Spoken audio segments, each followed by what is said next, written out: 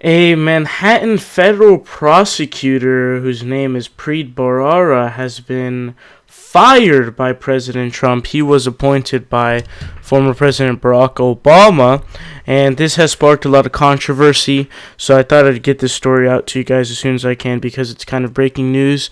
This is a very interesting situation. So apparently how it worked was Trump told him to resign, but he refused to resign, so he just fired him.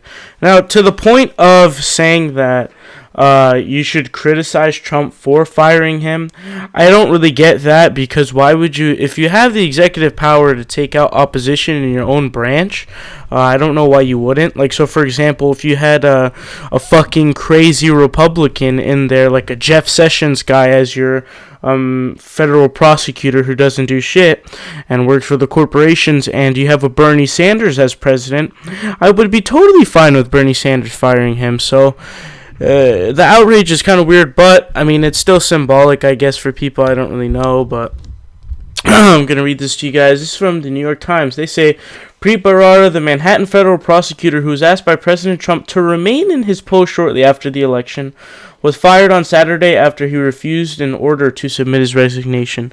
So what I'm getting from this is that President Trump had said that he wanted him to stay and that he was going to stay, but what it looks like is that this had not gone as planned.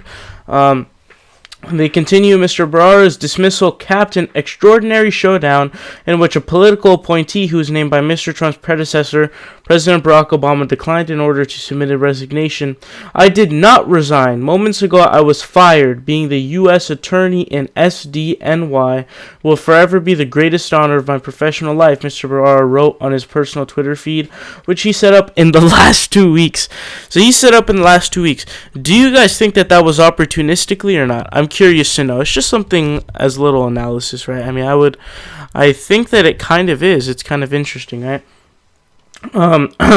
Mr. Bharara was among 46 holdover Obama appointees who were called by the acting deputy attorney general on Friday and told to immediately submit resignations and plan to clear out of their offices. But Mr. Bharara, who was called to Trump Tower for a meeting with the incoming president in late November 2016, declined to do so. Mr. Bharara said he was asked by Mr. Trump to remain in his current post at the meeting. Mr. Bharara met with Mr. Trump at Trump Tower and then addressed reporters afterward. Before the firing, one of New York's top elected Republicans voiced support for Mr. Bharara on Saturday. Quote, good for Preet. He is doing the job he was appointed to do. Assemblyman Brian M. Kolb, the state assembly minority leader, wrote on Twitter. Okay, so that's a lot to dissect there, I guess. It's basically just regurgitating what we already read. But so he was appointed by Barack Obama. Trump had said that he wanted him to stay. At least that's what he said in the beginning. And now it seems that he's going back on that, and it's becoming a big story. So basically what it is Trump has been trying to clear out basically everything that is there. He's trying to clear out all the Democrats and get all of his guys in there. So it's naturally going to get a lot of attention, especially this one. It's a very interesting situation. I want to know what you guys think about it. Make sure you do leave your opinions down below in the comment section. Don't forget to leave a like, subscribe. We just broke 3,000. Let's go for 4,000 next. Check out my articles. I have an article up on Huffington Post, and of course, got plenty on Progressive Army. And follow me on Twitter at Progress Voice, and I will check you guys later.